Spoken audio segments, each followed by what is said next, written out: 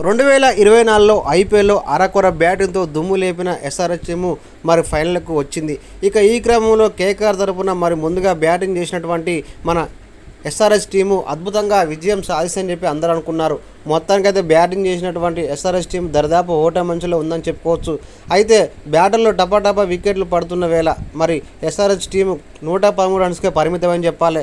మరి చివరిలో కొద్ది గొప్ప ప్యాట్ కమిన్స్ ఆడడం వల్ల నాకు స్కోర్ వచ్చింది, కానీ లేకుంటే దారుణంగా టీం ఎస్ఆర్హెచ్ స్కోర్ చేసని చెప్పి ఫ్యాన్స్ ఒక్కసారిగా భంగపడుతున్నారు. అయితే ఇందులో విశేషం ఏంటంటే వాస్తవానికి అబ్దుల్ సమాద్ అదేవిధంగా ఫిలిప్స్ ఈ ఇద్దరు ఆటగాళ్ళని ఇంపాక్ట్ ప్లేయర్గా ఉన్నప్పటికీ మరి ఎందుకు మన టీం యజమానం ఆలోచించలేదు ఫిలిప్స్ పైన. ఫిలిప్స్ మంచి ఆటగాడు కాబట్టి తనకు అవకాశం ఇస్తే బాగుండని చెప్పి అబ్దుల్ సమాద్ గత 3-4 మ్యాచ్ల నుంచి ఫామ్లో లేపినట్టు తనకి అవకాశం ఇచ్చి మరి టీము మరి ఓటమికి ప్రధాన కారణం అని చెప్తున్నారు. వాస్తవానికి ఓటమి దశగా తప్పకుండా అవుతుంది చెప్పి, ఎందుకంటే కేకేఆర్ టీము మంచి బ్యాటింగ్ అయినప్పుడు కేకేఆర్ టీం 114 రన్స్ కొట్టడం పెద్ద విశేషం కాదని చెప్తున్నారు.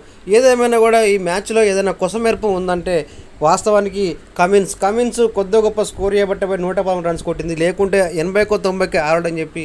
అయితే స్టార్ బ్యాటర్లు అందరూ కూడా ఉరికి వికెట్లు పోడిపోవడం పట్ల అభిమానులు జీలించుకోలేకపోతున్నారు. వాస్తవానికి మంచి స్కోర్ సాధిస్తే బాగుండని చెప్పి, ఎందుకంటే ఫైనల్కి వచ్చిన స్టేజ్లో తప్పకుండా విజయం సాధించాలని చెప్పి కసిగా ఉందనుకున్నారు. కానీ ఈ విధంగా లో స్కోర్కి ఆల్అవుట్ అవుతుందని చెప్పి కూడా కళ్ళు కూడా ఊహించుకోవాలని చెప్పి ఎస్ఆర్హెచ్ ఫ్యాన్స్ అయితే సోషల్ మీడియాలో వివిధ సామాజిక మాధ్యమాల్లో తెగ బాధపడుతున్నారు ఫ్రెండ్స్.